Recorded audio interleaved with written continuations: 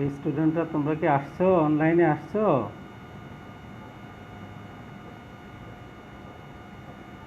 আমাকে শুনতে পাও?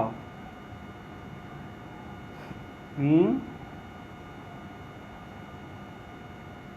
হুম।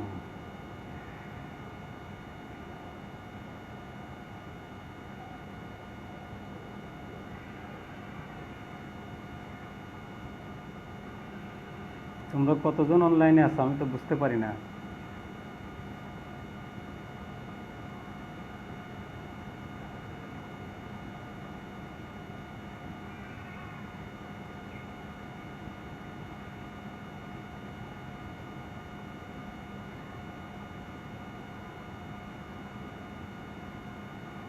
নাজমুল আরিফিন একটা মাত্র ছেলে।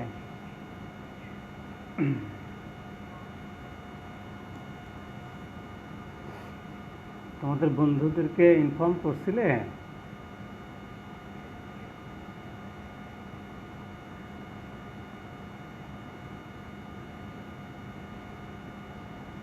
আর তোমরা শেয়ার দিলে সবাই তোমাদের সাথে যারা কানেক্টেড তারা এটা দেখতে পাবে। হ্যাঁ, এখন এই লকডাউনের সময়টাতে তো আমরা আসলে তোমাদেরকে ক্লাস নিতে পারছি না।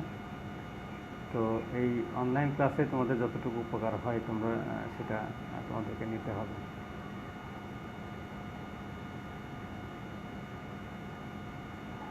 আজকে বোধহয় স্টুডেন্টদের সংখ্যা কম মনে হচ্ছে। হ্যাঁ,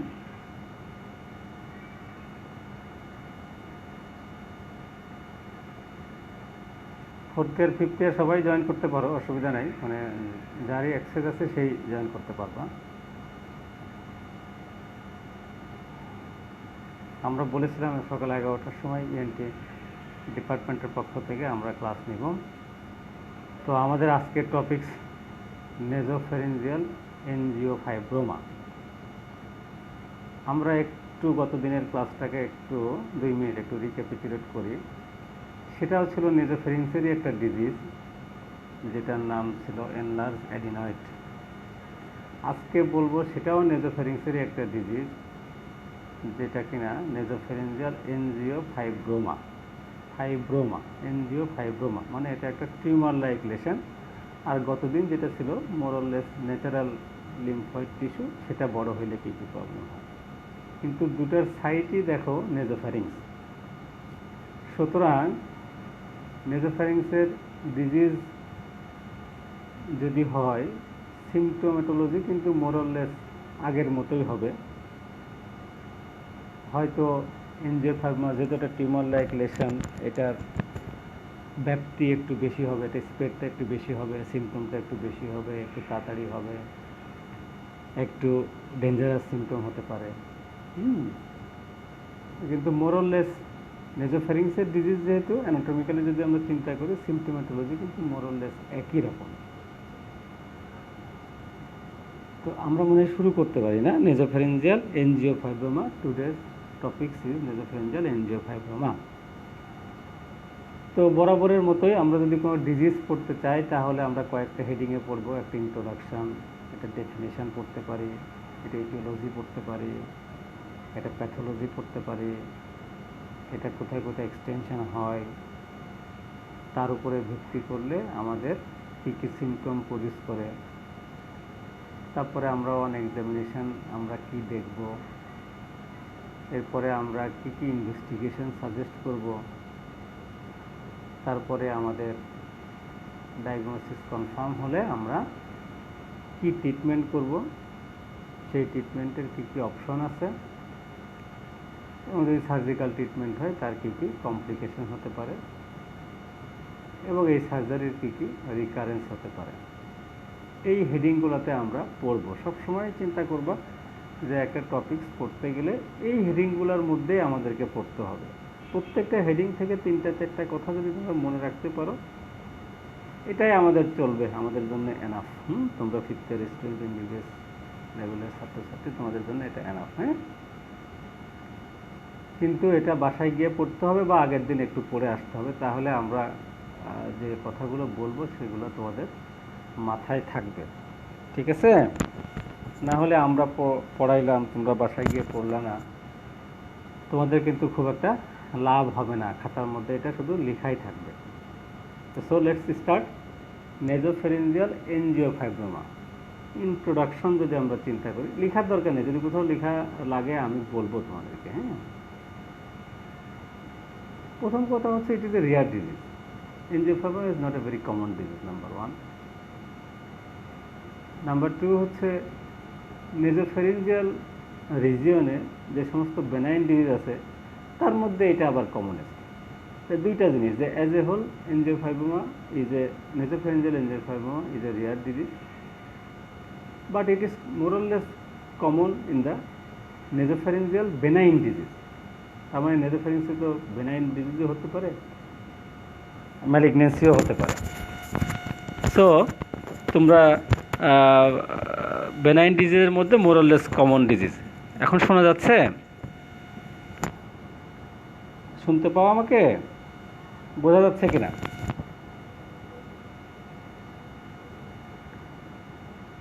কথা শোনা যায়? হ্যাঁ, আমার কথা শুনতে পাও তোমরা? আচ্ছা, এখন ইন্ট্রোডাকশনের definition. Nasopharyngeal angiofibroma is a tumour like lesion. আমরা আগেই বলেছি it is a tumour like lesion situated the nasopharynx, which is composed of vascular component and fibrous tissue. এটা মোরলেস একটা প্যাথোলজিক্যাল ডেফিনেশন বলতে পারো আর কি, অ্যানাটমিক্যাল অ্যান্ড প্যাথোলজিক্যাল ডেফিনেশন। তার মানে আমরা ডেফিনেশনে বলে দিলাম যে এটা একটা টিউমার লাইক লেশন। নেজোফেরিংস এবং এর আশেপাশে থেকে এরা উৎপত্তি হয় এবং এদের প্যাথোলজিক্যাল কম্পোনেন্ট দুইটা, একটা ভাস্কুলার কম্পোনেন্ট আর একটা fibrous component. That's why it is called angio. Angio মানে ভাস্কুলার, ফাইব্রোমা ফাইব্রাস মানে ফাইব্রাস টিস্যু থেকে যেহেতু অ্যারাইজ করে, সুতরাং এটা ফাইব্রোমা। ঠিক আছে?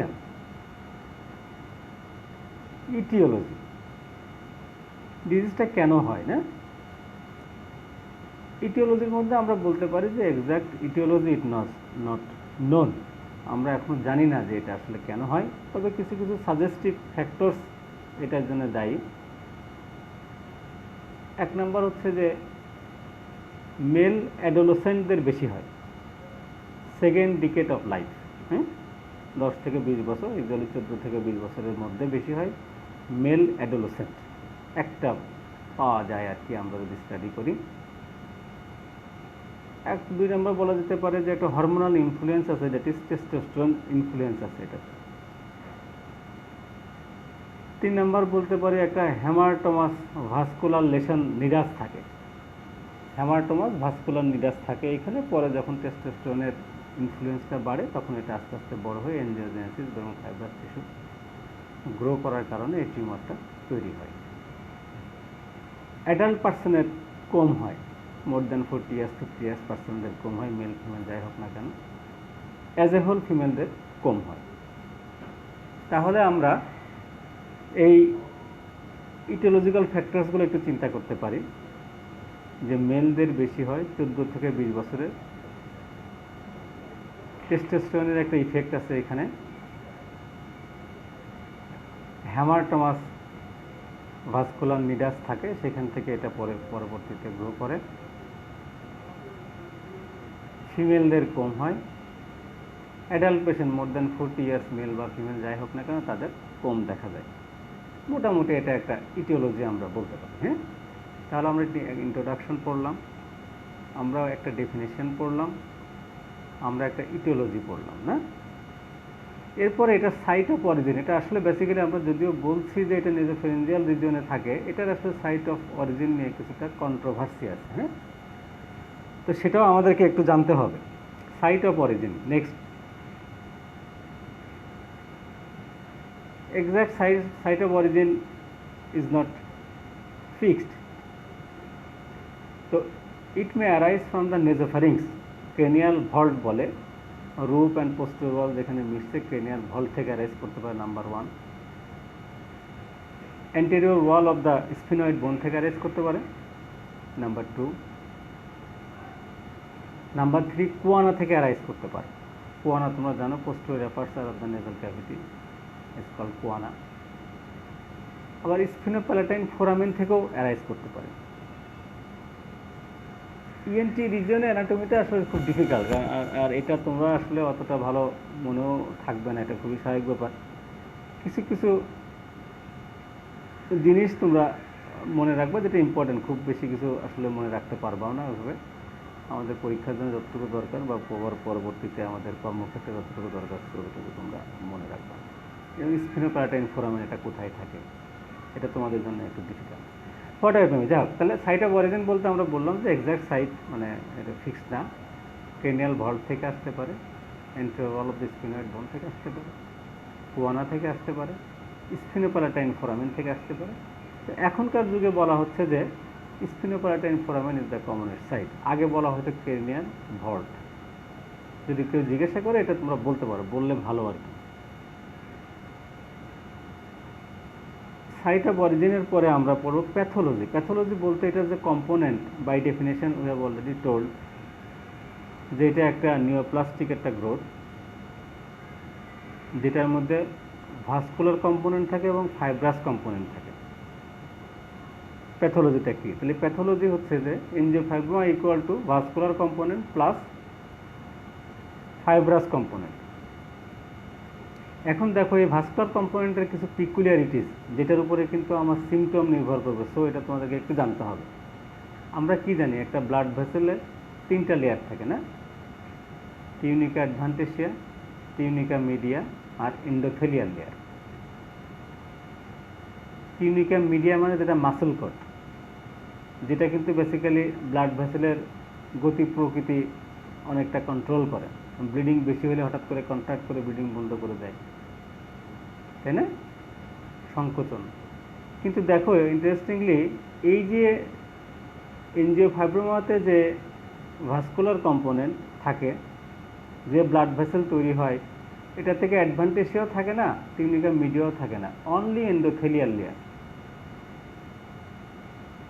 এটা কিন্তু খুব ইম্পর্টেন্ট, বিকজ এটার উপরে আমার সিমটম নির্ভর করবে। এই জিনিসটা খুবই ইম্পর্টেন্ট, এটা জানতে হবে যে এখানে ব্লাড ভেসেলে 3টা লেয়ার থাকে না, অ্যাডভান্টেজ এবং মিডিয়া থাকে না, শুধুমাত্র এন্ডোথেলিয়াল লেয়ার থাকে। তাহলে এটা কত ডেঞ্জারাস। আমার ব্লিডিং রেগুলেট করবে কীভাবে, কে রেগুলেট করবে? So it is very dangerous.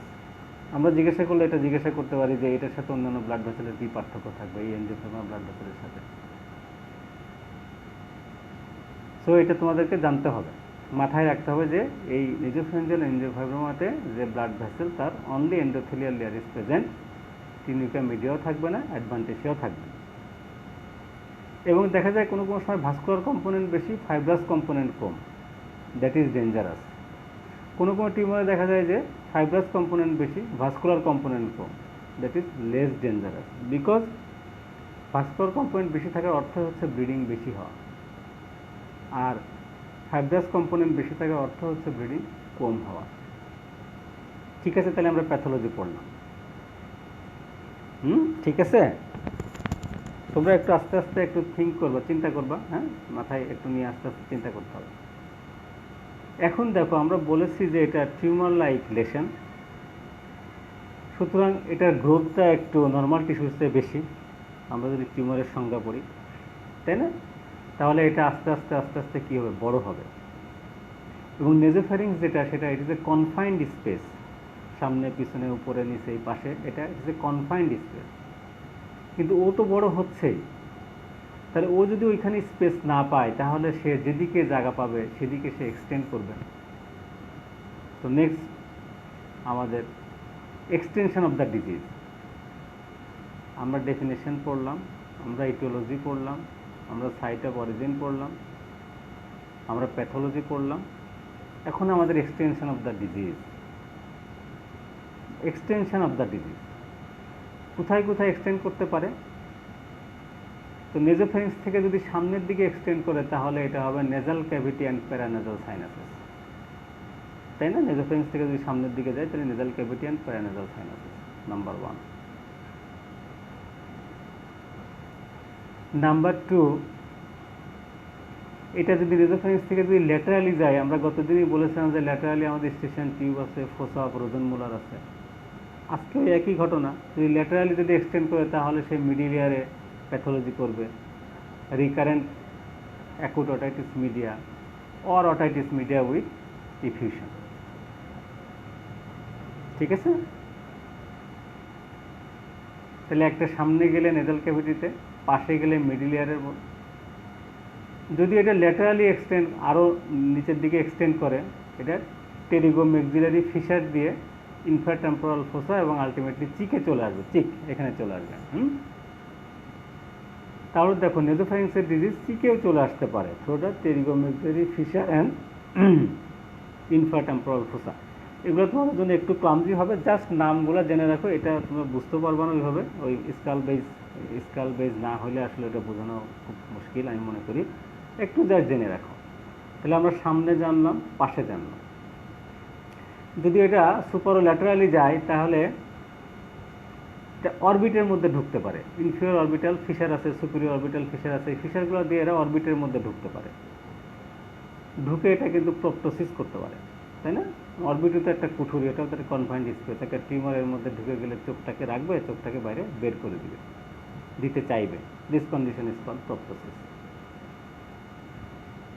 আবার যদি এটা ইন্ট্রাকেনিয়াল যদি যেতে চাই, অ্যান্টেরিয়র কেনিয়াল ফোসাতে যেতে পারে, মিডল কেনিয়াল ফোসাতেও যেতে পারে, ঠিক আছে? These are the extension. আমরা বললাম সামনের দিকে, প্রথমে বললাম নোজ অ্যান্ড প্যারানেজাল সাইনাসেস,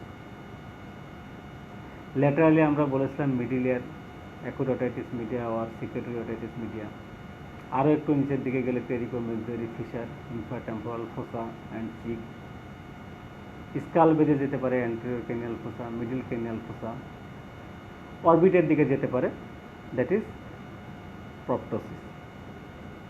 এইগুলো আমার লাগবে আমার ক্লিনিক্যাল প্রেজেন্টেশনের জন্য। তাহলে মোটামুটি আমরা একটা ধারণা পাইলাম before going to symptom and sign, না? তো একটা ধারণা আমরা পাইলাম। তো আমরা আবার গতদিন যে এডিনয়েডের ডিজিজটাকে আমরা যেভাবে সিমটোম্যাটোলজিতে ভাগ করেছিলাম, আজকেও মোরলেস ওই রকমই, যেহেতু নেজোফ্যারিংসের ডিজিজ, নেজাল ক্যাভিটি বন্ধ থাকে, অবস্ট্রাকশন থাকে, সুতরাং তার কিছু নেজাল সিমটম হবে, হ্যাঁ? তো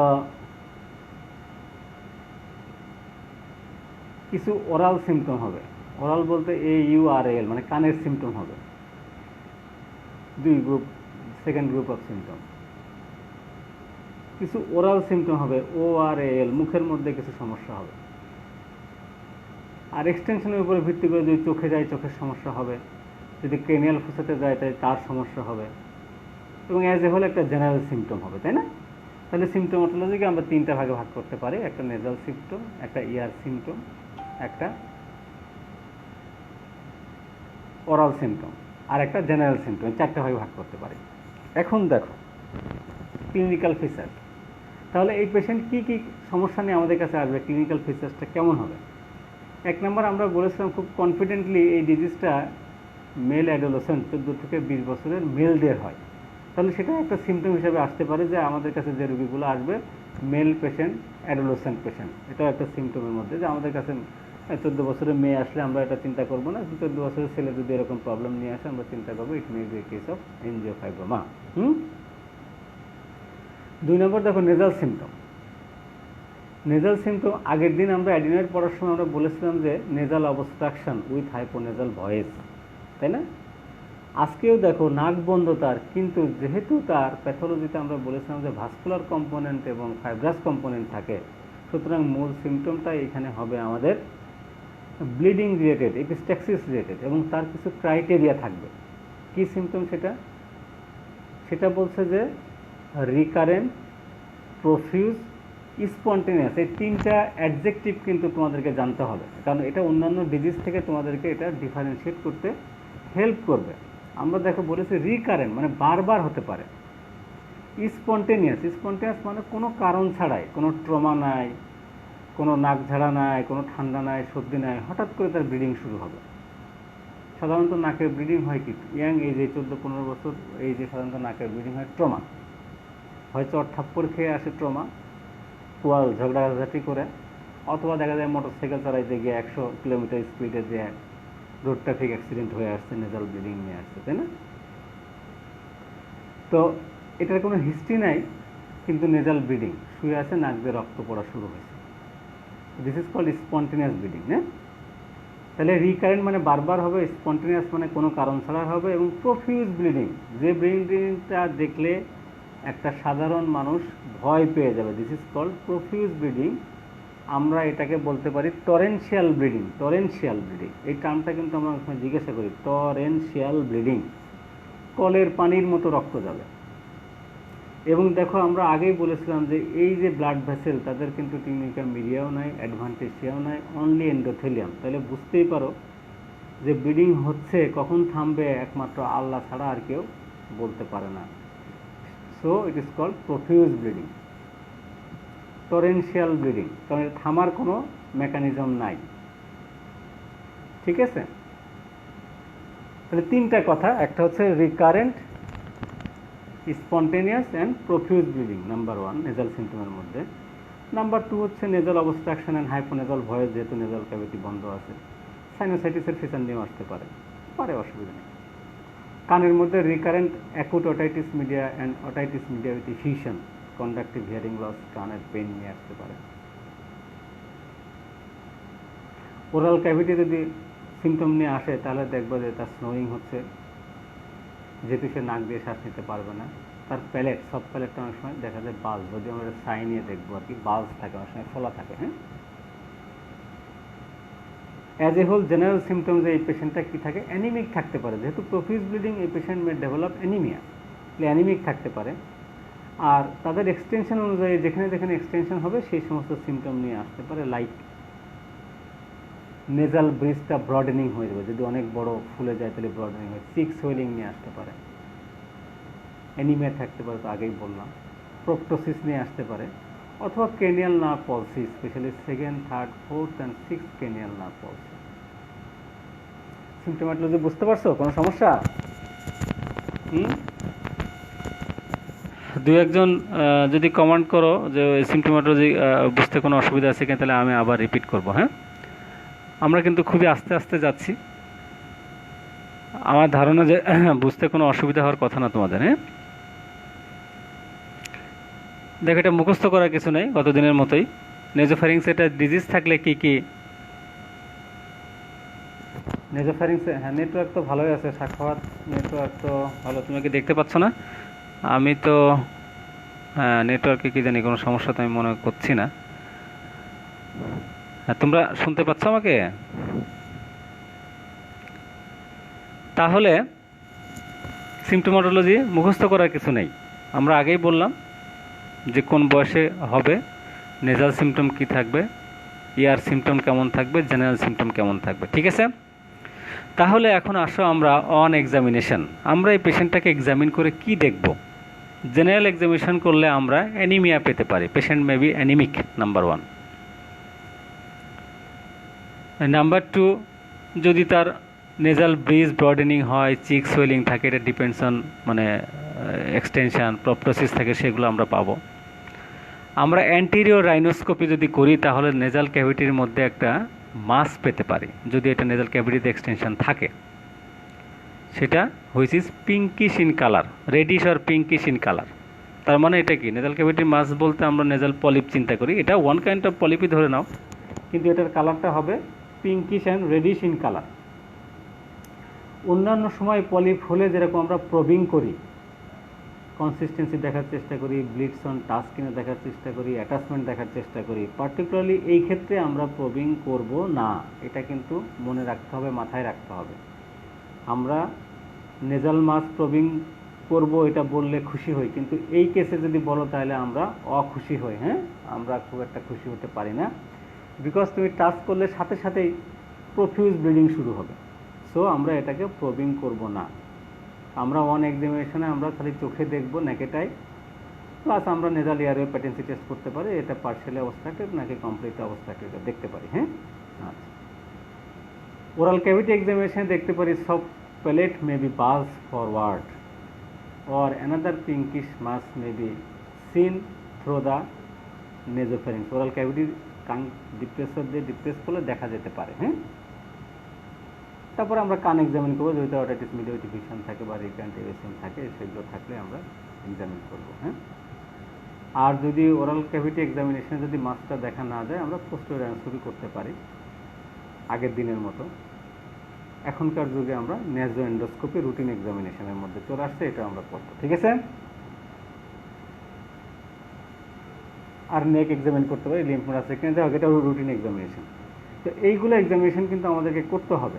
সেটা হচ্ছে যে to establish the disease or two exclude any other things.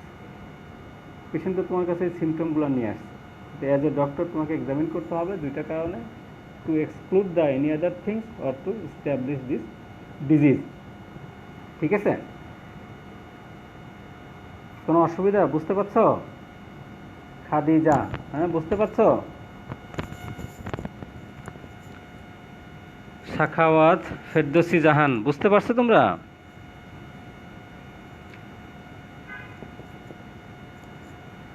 হ্যাঁ, লাইনে আসো? আমরা কিন্তু একটা পোর্শন কিন্তু আমাদের ক্লিনিক্যাল পোর্শনটা আমরা শেষ করে আসছি না, আমাদের টপিক্সের ক্লিনিক্যাল পোর্শনটা আমরা শেষ করে আসছি। নেক্সট পোর্শনটা হচ্ছে what are the investigations do you suggest for this patient. আমরা এই পেশেন্টের জন্য কি কি পরীক্ষা নিরীক্ষা করতে পারি। হ্যাঁ, তোমরা কি শুনতে পাচ্ছ? ফ্লোরা, সাখাওয়াত, ফেরদৌসী, খাদিজা, ওয়াসকুরনি, সঞ্জিদা, উর্মি, শুনতে পাচ্ছ তোমরা? ওকে, হ্যাঁ, তাহলে আমরা এখন কি করব? ইনভেস্টিগেশন।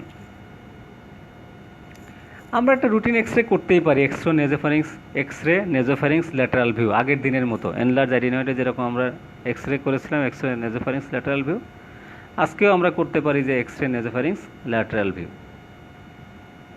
করলে একটা গ্লোবুলার সফট টিস্যু মাস দেখতে পাবো arising from the nasopharynx with pressing the nasopharyngeal air column forward. হ্যাঁ, এটার সাথে আবার অ্যান্ট্রোকোনাল পলিপের রেডিওলজিক্যাল পার্থক্য থাকে, তো এই জন্য এটা তোমাকে বুঝতে হবে, কারণ দুইটার ম্যানেজমেন্ট ডিফারেন্ট, সুতরাং আমরা এটা করতে পারি এক্সরে নেজোফ্যারিংস ল্যাটারাল ভিউ। হ্যাঁ, অ্যান্ট্রোকোনাল পলিপ থাকলে ইয়ার কলাম সফট টিস্যুর পিছনে থাকবে, আর যদি নেজোফ্যারিঞ্জিয়াল এনজিওফাইব্রোমা থাকে তাহলে ইয়ার কলাম সফট টিস্যুর সামনে থাকবে। এটা সারা জীবন মাথায় রাখতে হবে, ডাক্তারি করতে গেলেও মাথায় রাখতে হবে। হ্যাঁ, না হলে বিপদের শেষ নাই, ঠিক আছে। আচ্ছা, এখনকার যুগে সিটি স্ক্যান ইজ ম্যান্ডেটরি। হ্যাঁ, CT scan of the skull base করতে পারো, হেড করতে পারো, হোয়াট এভার ইট মেবি। একটা সিটি স্ক্যান আমরা হেড বলতে পারি, সেখানে স্কাল বেজ আসবে, প্যারানাজাল সাইনাসেস আসবে, ক্যানিয়াল ফোসাও আসবে। হ্যাঁ, তাহলে এটা আমরা করবই। সিটি স্ক্যান কেন করব? আমরা দেখব যে এই ডিজিজের এক্সটেনশন, আমরা বলেছিলাম যেহেতু এটা টিউমার লাইক লেশন, এটা বিভিন্ন দিকে এক্সটেন্ড করতে পারে, সুতরাং before going to any treatment or any surgery I have to know the extension of the disease. মানে কি পরিমাণ বিপদে আমরা পড়তে পারি সেটা আগে থেকেই তোমাকে অ্যাসেস করতে হবে অ্যাকশানে যাওয়ার আগে, ঠিক আছে। So CT scan is mandatory, number one. MRI, it is also, হ্যাঁ, it may be done, MRI can be done in addition to CT scan. MRI করলে যেহেতু এটা সফট টিস্যু, সুতরাং এটা এমআরআই করলে এটার এক্সটেনশনটা আমরা ভালো বুঝতে পারবো। Soft tissue extension, CT scan করলে হয়তো আমরা বনি ডিস্ট্রাকশনটা ভালো বুঝতে পারবো। হ্যাঁ, ঠিক আছে। তাহলে সিটি স্ক্যান করব আমরা, এমআরআইও করব।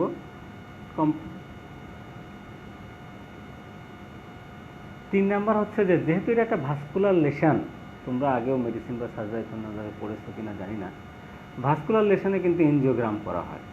তাহলে angiogram also can be done for this patient. হ্যাঁ, এনজিওগ্রাম করলে আমরা কি বুঝতে পারবো যে এর ফিডিং ভেসেল কোথা থেকে আসছে, মূল ভেসেল মানে কোন ভেসেল থেকে অ্যারাইজ করছে, এবং তার আশেপাশে ফিডিং ভেসেলগুলো কেমন, কত বেশি আছে, সেটা আমরা বুঝতে পারবো। কারণ আমরা বিপদ থেকে বাঁচতে হবে আমাদের ডিউরিং সার্জারি, আমাদের কী পরিমাণ ব্লিডিং হবে, আমরা কোন অ্যাপ্রোচে যাবো, এগুলোর জন্য লাগবে। তো angiogram can be done, carotid angiogram. হ্যাঁ, তাহলে তিনটা investigation, number one CT scan of the head, MRI of the same region, and angiogram. যদি আর একটু করতে চাই আমরা, এনজিওগ্রাফি করার পরে আমরা অ্যাম্বোলাইজেশন করতে পারি। অ্যাম্বোলাইজেশন বলতে যে তোমরা তো প্যাথোলজিতে অ্যাম্বোলাইজেশন পড়ছো না, থ্রম্বোএম্বোলিজম অ্যাম্বোলাইজেশন, তাই না, ওইরকম আর কি। ভেসেলগুলোতে এনজিওগ্রাম করার পরে ওগুলোতে কিছু ম্যাটেরিয়ালস দিয়ে মূল ভেসেলগুলোকে অক্লুড করে দেওয়া হয় যেন আমার ব্লিডিং কম হয় অপারেশনের সময়। তবে এটা করতে হবে 24 থেকে 48 বা 72 ঘন্টা বিফোর সার্জারি। 3 দিন আগে করতে হবে। 3 দিনের বেশি হলে কিন্তু আবার সারাউন্ডিং ভেসেলগুলো, ফিডিং ভেসেলগুলো কিন্তু রিওপেন হয়ে ব্লিডিংয়ের চান্স বেড়ে যাবে। তাহলে আমরা 3টা কথা বললাম, সিটি স্ক্যান বললাম, এমআরআই বললাম, এনজিওগ্রাম বললাম, আর একটা যদি এটা থেরাপিউটিক এম্বোলাইজেশনের কথা বললাম। ঠিক আছে, ঠিক আছে। ফ্লোরা কঠিন মনে হয়?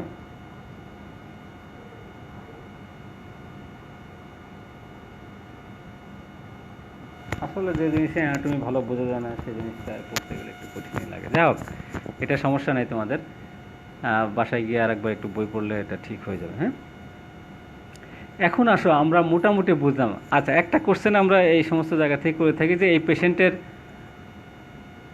আমরা হিস্টোপ্যাথোলজি করব কিনা, কোনো বায়োপসি নিব কিনা। এটার অ্যান্সার হচ্ছে না, আমরা বায়োপসি করব না। দেখো, সবগুলো শরীরে যতগুলো টিউমার থাকে সবগুলো টিউমার পাইলেই আমরা আগেই আমাদের অ্যাসিস্ট্যান্ট রেজিস্ট্রার বা যারা আছে আমরা বলে একটা করো বায়োপসি নাও। কিন্তু এই একটা ডিজিজ যেটা দেখলে আমরা বলি না না না এটা বায়োপসি নিও না, তাই না? তার মানে ক্যাটাস্ট্রফি হতে পারে, এমন ব্লিডিং হবে যে তুমি সেই ব্লিডিং বন্ধ করতে পারবা না, তাই না? এই কোশ্চেন কিন্তু আমরা করি, এনজিওফার্মা সাসপেক্টেড হলে আমরা নেজাল বায়োপসি নিব কিনা, অ্যান্সার হবে নো। সাসপেক্টেড যদি পিঙ্কিশ কালার, এরকম বয়স, একটা মেল পেশেন্ট, ব্লিডিংয়ের হিস্ট্রি আছে, আমরা কখনোই বায়োপসি নিব না। এটা কিন্তু তোমার স্যাররা পরীক্ষা হলে জিজ্ঞাসা করবে। হ্যাঁ, অ্যান্সার কিন্তু আজকে বলে দিলাম আমি, ঠিক আছে? সুতরাং এই কেসে আমরা কোনো বায়োপসি নিব না, ঠিক আছে? এখন আসো, আমার একটা স্টেজিং সিস্টেম আছে, সেটা তোমাদের জন্য ক্লামজি হবে আমি মনে করি, এটা দরকার নেই, তোমাদের এটা জানার কোনো দরকার নেই। আমরা ডিজিজ পড়লাম, প্যাথোলজি পড়লাম, এক্সটেনশন পড়লাম, সিমটম পড়লাম, সাইন পড়লাম, ইনভেস্টিগেশন করলাম। এখন আমরা এটার কি treatment, only treatment is surgery. There is no other alternative ways, other conservative medical treatment or whatever it may be. Treatment is surgery. Surgery কি? Excision of the mass. হ্যাঁ শাখাওয়াত, আমি পরে অ্যান্সার করব। আচ্ছা, এক্সিশন অফ দ্য মাস। এখন question হচ্ছে যে এখানে মাস এক্সিশন করা তো বিষয় না। আমি বারবার আমরা এত প্রিকশনের কথা কেন বলছি, কেন সিটি স্ক্যানের কথা বলছি, কেন অ্যানিমিয়া হতে পারে সেই কথা বলছি, তাই না? এটার এক্সিশন করতে গেলে যেটা প্রবলেম সেটা হচ্ছে যে nasopharynx is a very clumsy area, anatomically very clumsy area. এখানে ইন্ট্রোডিউস করাটাই হচ্ছে একটা চ্যালেঞ্জ। আমরা কোন রুটে গেলে আমরা এই সার্জারিটা সেফলি করতে পারবো সেটা আমাদের চিন্তা করতে হবে, নাম্বার 1। তাইলে before surgery we have to take some precaution. এই প্রিকশনের মধ্যে একটা প্রিকশন হচ্ছে তোমাকে, যেহেতু এটা ভাস্কুলার টিউমার, কী করতে হবে? সন্ধানী করো তো সব, হ্যাঁ, ব্লাড রেডি করতে হবে। মিনিমাম 3 ব্যাগ ব্লাড, যদি টিউমারের সাইজ ছোটও হয়, বড় হইলে 5 ব্যাগ, ঠিক আছে? এক্সটেনশন বেশি হলে 5 ব্যাগ ব্লাড রেডি করতে হবে। এই কথা কিন্তু আমরা জিজ্ঞাসা, যদি কোনো সময় তোমাকে পরীক্ষা হলে এটা চলে আসে, আমরা জিজ্ঞাসা করবো যে প্রিকশন কী। ব্লাড রেডি করতে হবে মিনিমাম 3 ব্যাগ, ছোটো টিউমারের জন্য হলো, বড় হলে 5 ব্যাগ ব্লাড আমাদের রেডি করতে হবে before operation, number 1। Number 2, CT scan এবং এমআরআই দেখার পরে আমরা চুজ করব কোন কোন রুটে আমরা এটাতে যেতে পারি। তাহলে আমার রুটগুলো কী কী আছে? তাহলে এই দুটা প্রিকশন না, একটা ব্লাড রেডি করবো, একটা রুট চুজ করবো, রুট অফ সার্জারি আমরা চুজ করবো, অ্যাকশন, প্ল্যান অফ অ্যাকশন, ঠিক আছে? আমরা কমনলি যাই ট্রান্সপ্যালাটাল রুট, মানে আমাদের সফট প্যালেট আছে, হার্ড প্যালেট আছে না, ট্রান্সপ্যালাটাল, কিছুটা হার্ড প্যালেটের উপরে টেনসিশন দেওয়ার পরে টিউমারটাকে এক্সপোজ করে আমরা নাকের মধ্যে থেকে এটা বের করি। রুটগুলো তোমাদেরকে একটু জানতে হবে। একটা হলো ট্রান্সপ্যালাটাল রুট, 2 নাম্বার হচ্ছে transpalatal plus sublabial combined approach, 3 number হচ্ছে ল্যাটারাল রাইনোটমি করতে পারে, ঠিক আছে? তাহলে transpalatal route, transpalatal plus sublabial route, lateral rhinotomy, nowadays endoscopic approach, মানে with the help of endoscope though it is very difficult, so but it is doing in some specialised centre, হ্যাঁ, যারা এন্ডোস্কোপিতে ভালো তারা অবশ্য এন্ডোস্কোপির মাধ্যমে করে থাকে, ঠিক আছে। তাহলে এই 4টা রুটে আমরা এই সার্জারিটা করতে পারি। তোমাদের জন্য রুট বলতে পারো আর না পারো, প্রিকশন ভেরি ইম্পর্টেন্ট, হ্যাঁ, যে আমরা কী কী প্রিকশন নেব, ব্লাড রেডি করবো, রুট চুজ করবো, ঠিক আছে। এবং পেশেন্টকে অপারেশনের আগে 2টা আইভি চ্যানেল আমরা ওপেন করব, একটা for fluid another for blood, ঠিক আছে। সাকার রেডি করব, স্ট্রং সাকার 2টা বা 3টা, প্যাক রেডি করব, these are the precaution during surgery. Blood ready করব, 2টা চ্যানেল ওপেন করব, 3টা সাকার রেডি করব, অনেকগুলো প্যাক রেডি করব, হ্যাঁ, যেখানে ব্লিডিং হবে আমরা প্যাকিং করে দেবো, ঠিক আছে। আচ্ছা, আরও কিছু রুট আছে, আমি মনে করি সেগুলো তোমাদের জন্য ক্লান্তি, এগুলো এত দরকার নেই তোমাদের, তোমরা এই 4টা রুটের কথা বললেই আমরা খুশি, হ্যাঁ। আচ্ছা,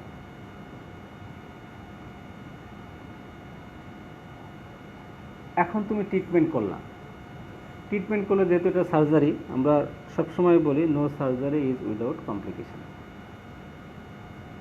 তো এই সার্জারি কমপ্লিকেশনকে আমরা প্রথম থেকে বলে আসছি, ভাস্কুলার টিউমার, ব্লাড রেডি করো, এই হতে পারে, ও হতে পারে। সো হেমোরেজ না, পেশেন্ট মে গো ইনটু শক,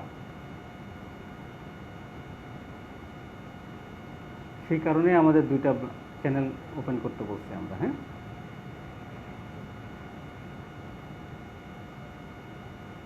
তারপরে সার্জিক্যাল কমপ্লিকেশন, যেখানে ইনসিশন দেওয়া সেখানে স্কার থাকতে পারে। প্রথম কমপ্লিকেশন তোমার হেমোরেজ, 2 নম্বর কমপ্লিকেশন চিন্তা করতে হবে রিকারেন্স। কারণ হচ্ছে যে এটা একটা কনফাইন্ড স্পেসের মধ্যে সার্জারি, এত ব্লিডিং হবে তুমি অনেক সময় দেখতেও পাবা না, পুরোটা আসলো কি না সেটা সম্পর্কে তুমি অনেক সময় কমপ্লিট ধারণা নাও পেতে পারো। সো রিকারেন্স অ্যাবাউট 30% ক্ষেত্রে there is chance of recurrence, ঠিক আছে। তাহলে আমরা 2টা কথা শুনতে চাই, একটা হচ্ছে হেমোরেজ, একটা হলো রিকারেন্স। পাস করার জন্য বেশি কিছু লাগে না, বুঝছো, আমরা যা পড়াই তার 30% বলতে পারলেই pass. So recurrence and haemorrhage, এই 2টা তোমার কমপ্লিকেশন। তো এখন যদি রিকারেন্স যদি হয় তাহলে কি করা? রিকারেন্স হলে রিভিশন সার্জারির একটা স্কোপ আছে, তোমরা রিভিশন সার্জারি করতে পারি। আবার যদি রিকারেন্স হয়,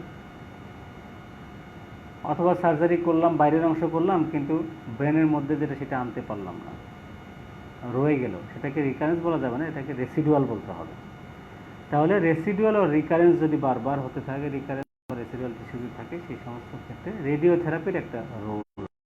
রেডিওথেরাপি 2টা পোর্শন 2টা জায়গায় করতে পারে, একটা হলো রেসিডুয়াল ইন্ট্রাক্রেনিয়াল পোর্শন, আর রিকারেন্ট বারবার হচ্ছে এরকম যদি হয় তাহলে আমরা রেডিওথেরাপি দিতে পারি। কিছু কিছু জায়গায় অবশ্য বলছে অ্যান্ড্রোজেনিক থেরাপি দেওয়া যেতে পারে। আর এটা রেখে দিলে 40-50 বছর পরে অটোমেটিক্যালি কিছু কিছু রিগ্রেস হওয়ার সম্ভাবনা আছে। তাহলে আমরা কিন্তু মোটামুটি আমাদের লেকচারের লাস্ট পোর্শনে চলে এসেছি, হ্যাঁ। আমরা যদি জিনিসগুলো 5 মিনিট আবার আমরা রিক্যাপিচুলেট করবো, করার পরে তোমাদের কোনো কোশ্চেন থাকে, যেমন শাখাওয়াত একটা কোশ্চেন করছে, তোমাদের কোনো কোশ্চেন থাকলে এখানে লিখো, আমি অ্যান্সার করবো, অসুবিধা নেই, হ্যাঁ। প্রথম কথা হচ্ছে যে এনজিওফাইব্রোমা আসলে তোমাদের আমার ধারণা রিটেন, ভাইবা, ওয়াসপি এরকম কোথাও মনে হয়, হ্যাঁ রিটেনে আসতে পারে। রিটেনের কোশ্চেনটা এরকম হতে পারে যেটা 14 বছরের মেল পেশেন্ট তোমার কাছে রিকারেন্ট প্রফিউজ ব্লিডিং নিয়ে আসলো, what may be the differential diagnosis, what are the investigation to suggest, what are the treatment, এই একটা কোশ্চেন কিন্তু রিটেনে আসতে পারে। 3টা কথা মনে রাখবা যে 14 বছরের male patient, recurrent profuse nasal bleeding, এটা দেখলেই তোমরা বুঝবা যে ইট মে বি কেস অফ এনজিওফাইব্রোমা, নেজোফ্যারিঞ্জিয়াল এনজিওফাইব্রোমা, ঠিক আছে। তাছাড়া অসপি বা ভাইবাই ওভাবে টেবিল ভাইবাই আসার সম্ভাবনা কম, তবে তোমরা যে কাগজগুলো টানো ওইখানে যদি তোমাদের এনজিওফাইব্রোমা চলে আসে তাহলে হয়তো আবার আসতে পারে, ঠিক আছে। সুতরাং একটু পড়তে হবে। আর আমার তো মনে হয় আমরা যেটা ডিসকাশনে যে কথাগুলো বললাম, যে কথাগুলো বারবার বললাম, এগুলো মনে রাখলে তো আর পড়ার, আজকে একটু বাসায় গিয়ে বইটা দেখবা, দেখতে যদি বই থাকে নিয়ে যেয়ে থাকো আর কি, কাজ কি রোজা রাখবা পড়ালেখা করবা। তো আমার মনে হয় আমরা মোটামুটি চেষ্টা করলাম যতটুকু পারা যায় এই কঠিন টপিকসটাকে একটু সহজ করে দেওয়ার জন্য।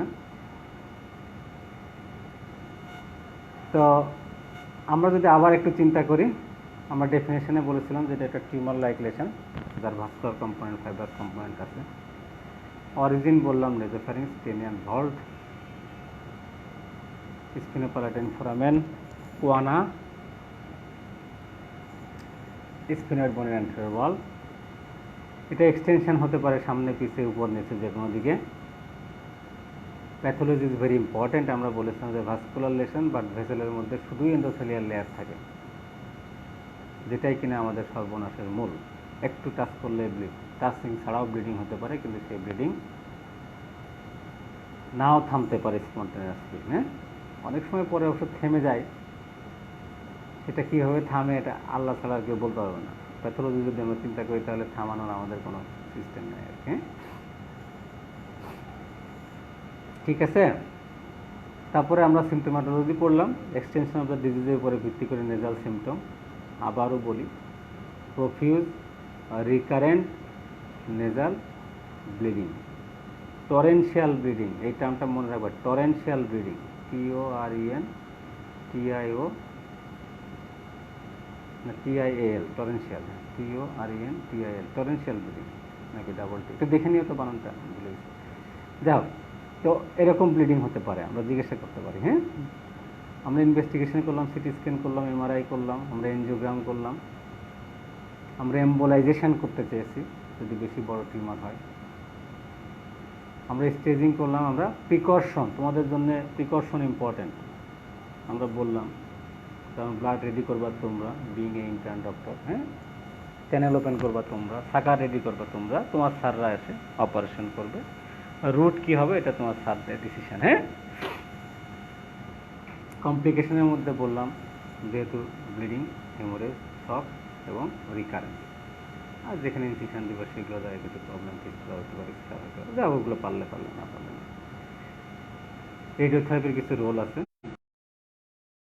ইন্ট্রাক্রেনিয়াল যদি রেসিডুয়াল ডিজিজ থাকে তাহলে রেডিওথেরাপির কিছু রোল এখানে আছে। ঠিক আছে, তো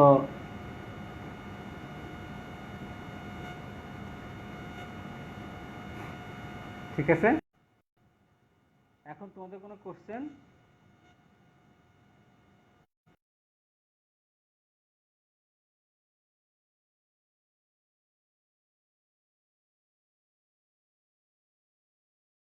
প্রফিউজ ব্লিডিং হতে থাকলে ইমিডিয়েটলি কি করা যায়? প্রফিউজ ব্লিডিং হতে থাকলে কি করা যায়?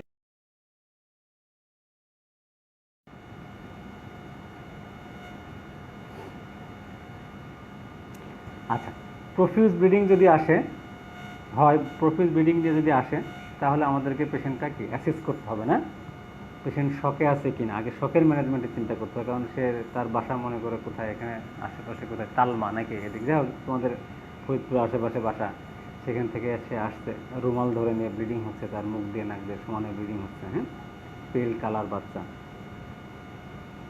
এর কার্ডিয়াক আউটপুটের কতই আছে, তাই না, সে শকে চলে যেতে পারে, তাই না?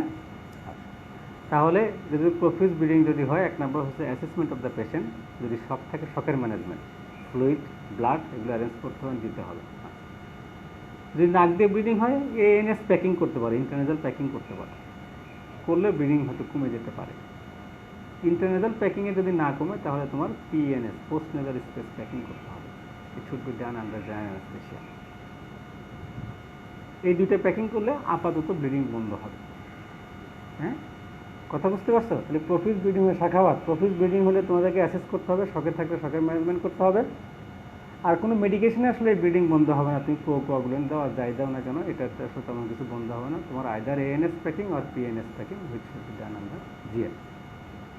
ঠিক আছে, আর ব্লাড ট্রান্সফিউশন করতে হবে, তো বললাম। হ্যাঁ, ফ্লুইড ব্লাড। আচ্ছা, সামস ইলমা, ইলমা তো পড়ালেখার সাথে রিলেটেড না, রাব্বি জিবনে ইলমা। আচ্ছা, ভালো। ডিফারেন্সিয়াল ডায়াগনোসিস কী কী হতে পারে? Very good. এখন এরকম একটা পেশেন্ট নেজোফ্যারিংসে আসলে ডিফারেন্সিয়াল ডায়াগনোসিস কী কী হতে পারে? অন্যান্য বেনাইন টিউমার হতে পারে বা ম্যালিগন্যান্ট টিউমার হতে পারে। এনজিওফার্মাতে একটা বললাম, হেমাটোমা হতে পারে, প্লিওমরফিক অ্যাডিনোমা হতে পারে, অ্যাডিনয়েড হতে পারে, কিন্তু তার সাথে ডিফারেন্স করবে ওদের ওইরকম ব্লিডিং হবে না। নেজোফ্যারিঞ্জিয়াল কার্সিনোমা হতে পারে, হ্যাঁ, এর যেরকম ব্লিডিং, এটার ব্লিডিংয়ের ক্রাইটেরিয়া দেখলেই বোঝা যায় যে পৃথিবীতে ইএনটি রিজনে একটা মাত্র রোগী আছে যেটা ব্লিডিংয়ের ধরন দেখে বোঝা যায়, দ্যাট ইজ এনজিওফাইব্রোমা। ডিডি শুধুমাত্র বলার জন্য বলা, এন্ট্রোকোনাল পলিপ হতে পারে, ঠিক আছে। সামসিলমা কি বললাম, এন্ট্রোকোনাল পলিপ হতে পারে, এনলার্জ অ্যাডিনয়েড হতে পারে, হেমাটোমা হতে পারে, প্লিওমরফিক অ্যাডিনোমা হতে পারে, হ্যাঁ, ইনভার্টেড প্যাপিলোমা হতে পারে যদি আমাদের ফেলে থাকে, হোয়াটএভার, ঠিক আছে। Is there any chance of metastasis of the disease, carcinoma কি হতে পারে, হ্যাঁ, আচ্ছা, রোকসানা, এটা বেনাইন ডিজিজ। সাধারণত বেনাইন ডিজিজ তো আর কার্সিনোমা হয় না, কার্সিনোমা তো ডিনভো না, জন্ম থেকেই ওর ক্যান্সার হয়ে আসে। সুতরাং এনজিওফাইব্রোমা সাধারণত কার্সিনোমা হয় না। আর কোনো বেনাইন ডিজিজ যদি অনেক দিন ধরে থাকে তার মেটাপ্লাস্টিক চেঞ্জ হয়ে ম্যালিগনেন্সি হতে পারে, কিন্তু এনজিওফাইব্রোমা অনেক দিন থাকার কোনো সুযোগ নাই, বিকজ ব্লিডিং হবে এবং ব্লিডিং হলে পেশেন্ট আর বাসায় বসে থাকতে পারবে না, সে তোমার সাবদের কাছে দৌড়াদৌড়ি করবেই। সো এখান থেকে ম্যালিগনেন্সি হওয়ার, এই ডিজিজ থেকে ম্যালিগনেন্সি হওয়ার কোনো চান্স নাই। আর যেহেতু ম্যালিগনেন্সি হওয়ার চান্স নাই, মেটাস্টেসিসের চান্সও কম। আমি নেক এক্সামিনেশনের কথা বলেছিলাম লিম্ফ নোড দেখার জন্য অ্যাজ এ রুটিন এক্সামিনেশন, ঠিক আছে। ওকে, ফারজানা বিনতে Shehrin replying two Rukhsana benign tumour বলবো, আচ্ছা আচ্ছা, ঠিক আছে। সাক্ষাৎ হোসেন, জি স্যার। আর কোনো কোশ্চেন, আর কোনো কোশ্চেন নাই? কোশ্চেন না থাকলে তো ভালো একদিকে, হ্যাঁ, আবার একই কথা সব বুঝে ফেলছো, অত কিছুই বোঝো নাই,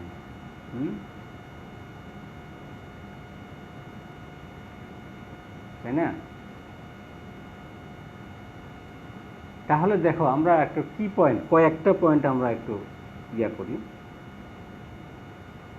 যে নেজাল মাস মানেই নেজাল পলিপ, তাই না? সেই পলিপ ইনফ্লামেটরি পলিপ হতে পারে, নিওপ্লাস্টিক পলিপ হতে পারে, ম্যালিগন্যান্ট পলিপ হতে পারে, what ever it may B. এই পেশেন্টটা তো আমাদের কাছে ব্লিডিং ও নেজাল মাস নিয়ে আসবে না। এন্ট্রোকোনাল পলিপের সাথে এটার যে একটা রেডিওলজিক্যাল পার্থক্য, সেটা কিন্তু আমরা আগেই বলেছি। এটা পরীক্ষা হলে কোথাও বসলে এটা কিন্তু স্যাররা জিজ্ঞাসা করবে যদি আলোচনা চলে আসে, যে এন্ট্রোকোনাল পলিপে আবারও বলি যে গ্লোবিউলার যে সফট টিস্যু শ্যাডো থাকবে তার পিছনে থাকবে ইয়ার কলাম নেজোফ্যারিংসের দিকে, আর অ্যাডিনয়েড বা এনজিওফাইব্রোমাতে ইয়ার কলাম সামনে থাকবে, ভেরি কেয়ারফুল, ঠিক আছে। এন্ট্রোকোনাল পলিপে নেজোফ্যারিঞ্জিয়াল ইয়ার কলাম শ্যাডোর পিছনে থাকবে, আর নেজোফ্যারিঞ্জিয়াল এনজিওফাইব্রোমাতে ইয়ার কলাম শ্যাডোর সামনে থাকবে, একটা কথা। 2 নম্বর কথা, সাসপেক্টেড এনজিওফাইব্রোমা হলে বায়োপসি নেওয়া যাবে না, যাবে না, যাবে না, ঠিক আছে। 3 নম্বর কথা হচ্ছে,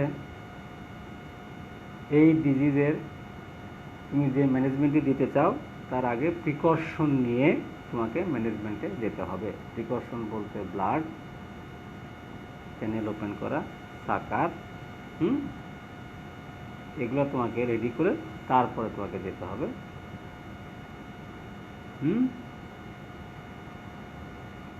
তাহলে এইগুলো হলো আমাদের মোটামুটি কি point of this lecture today. আর কারোর কোনো কোশ্চেন নাই?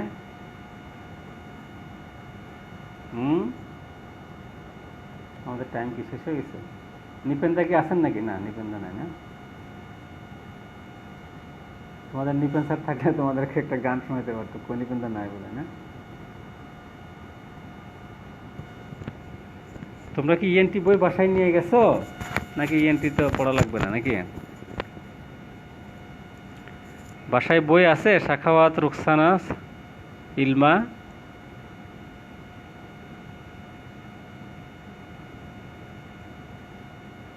হ্যাঁ, যদি বাসায় বই থাকে তাহলে আজকে এটা একটু দেখে ফেলো, হ্যাঁ। শেহরিন, বাসায় বই আছে?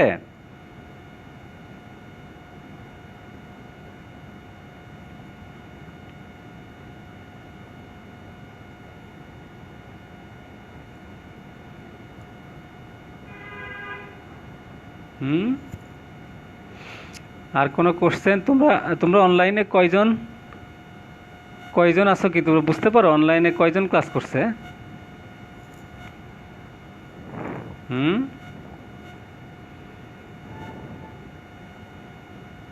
পিডিএফ পিডিএফ আছে মানে কি? পিডিএফ মানে ও এই লেকচারের PDF. Ferdousi Jahan, thank you, welcome. এতদিন বন্ধ থাকবে জানতাম না, তাই বই আনা হয়নি। ও আচ্ছা, পিডিএফ আছে। আচ্ছা আচ্ছা, রোকসানার কাছে পিডিএফ আছে।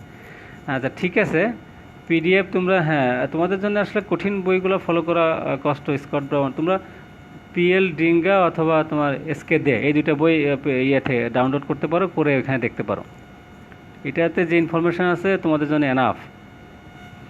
আসলেই তাই, আসলে এতদিন বন্ধ থাকবে এটা আমরাও বুঝি নাই, পৃথিবীর এই অবস্থা হবে সেটা আমরাও বুঝতে পারি নাই।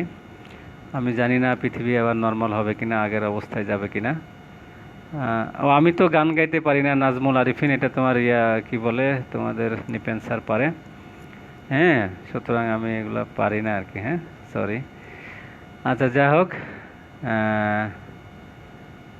তোমাদের যে ক্লাসগুলো হচ্ছে সেগুলো রেগুলার করার চেষ্টা করো। আর যদি কোনো কোশ্চেন না থাকে তাহলে আমরা অফ করে দিই। হ্যাঁ,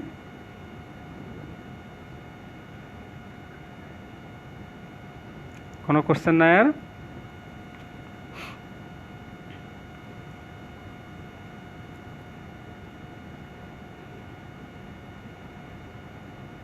স্ক্রিনে টাচ করলে, আচ্ছা স্ক্রিনে টাচ করলে উপরে ভিউয়ার সংখ্যা দেখা যাবে। ডিজিটাল হতে পারলাম না এই যুগে, দাঁড়াবে। এটা কোথায় টাচ করতে হবে? উপরে স্ক্রিনে টাচ করলাম তো, এটা কি না? ভিউয়ার সংখ্যা দেখা মানে তোমরা আসলে কতজন ক্লাসে। Sorry for being late. সি গোল্ড স্ট্যান্ডার্ড ডায়াগনস্টিক টুলস কি? হ্যাঁ, gold standard diagnostic tools. Debu একটা কোশ্চেন করছে, গোল্ড স্ট্যান্ডার্ড ডায়াগনস্টিক টুলস না, সিটি অ্যান্ড এমআরআই। হ্যাঁ, সিটি অ্যান্ড এমআরআই, এটা গোল্ড স্ট্যান্ডার্ড ডায়াগনস্টিক টুলস।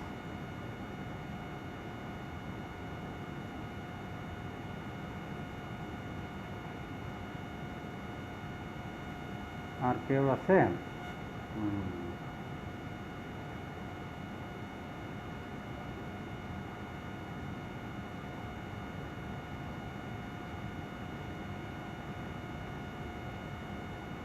দেবো, সিটি স্ক্যান করলে এন্ট্রাল সাইন পাওয়া যায়। হ্যাঁ, যদি এক্সটেনশন, ওটা তো জাস্ট, ওটা তো ডায়াগনস্টিকে না, ওটা পাওয়া যায় যে Boeing of the posterior wall of the maxilla. হ্যাঁ, যদি এটা টেরিগোম্যাক্সিলারি ফিশার দিয়ে গিয়ে ইনফ্রাটেম্পোরাল ফোসা হয়ে চিকে যায়, তাহলে সিটি স্ক্যান করলে তোমাকে ওটা একটা এন্ট্রাল সাইন। আগের বইতে ছিল, এখনকার বইতে কেমন জানি আমার কাছে একটু কম দিয়ে মনে হয়। আর কেউ কি? আমরা অফ করে দিব? শাখাওয়াত, খাদিজা, আমরা অফ করে দিন। হ্যাঁ,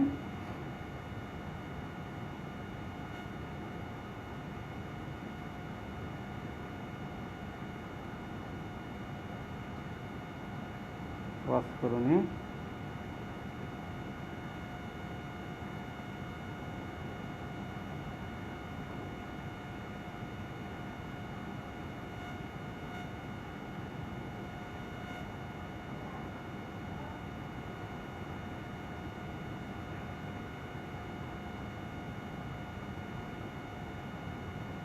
ওকে, ঠিক আছে, তোমরা ভালো থাকো। হ্যাঁ, রোজা রাখো। Thank you Debu, welcome. Okay, তোমরা ভালো থাকো, তোমাদের সুস্থতা কামনা করে আজকে শেষ করছি। হ্যাঁ, আমরা দেখি এই সপ্তাহে পারলে আরেকটা ক্লাস নিব, নেজোফ্যারিঞ্জিয়াল কার্সিনোমা। হ্যাঁ, যদি পারা যায় একটু ওই পিডিএফ কে জানি একটা লিখলো, ওটা একটু ডাউনলোড করে তোমরা একটু পড়ে ফেলে একটু বুঝতে পারবা। হ্যাঁ, ওকে, হ্যাঁ, আল্লাহ হাফেজ।